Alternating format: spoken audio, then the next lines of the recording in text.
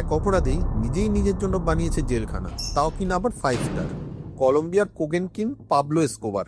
একটা সময় গোটা পৃথিবীর 80% কোকেন পাচার হতো তারই হাত ধরে। সে দিনে প্রায় আয় করত $2 কোটি মতো। তার এত টাকা জমতো যে মাসে হাজার হাজার ডলারের রবার ব্যান্ড লাগতো শুধু বেঁধে রাখতে। আর বছরে প্রায় $200 কোটি নষ্টই হতো, কারণ সেগুলো ইঁদুরে কেটে খেত। তার সম্পদ ছিল কলম্বিয়ার জিডিপির প্রায় অর্ধেকের মতো। একবার শীতকালে তার মেয়ের খুব ঠান্ডা লেগেছিল। হাতের কাছে অন্য আর কিছু না পেয়ে $20 লাখ ক্যাশ সে আগুনে পুড়িয়ে দিয়েছিল মেয়ের গা গরম রাখার জন্য। তার অপরাধের ইতিহাসও খুব ভয়ঙ্কর। হাজার হাজার পুলিশ, বিচারক, রাজনীতিবিদ খুন হয় তার নির্দেশে। এমনকি একবার মাত্র একজন রাজনীতিবিদকে মারার জন্য সে গোটা একটা যাত্রী বোঝাই প্লেনে বিস্ফোরণ ঘটায়।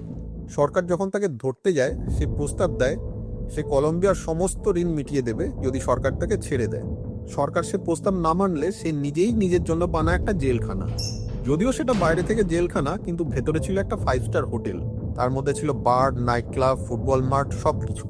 অবশেষে 1993 সালে পুলিশ তাদের গুলি করে হত্যা করে।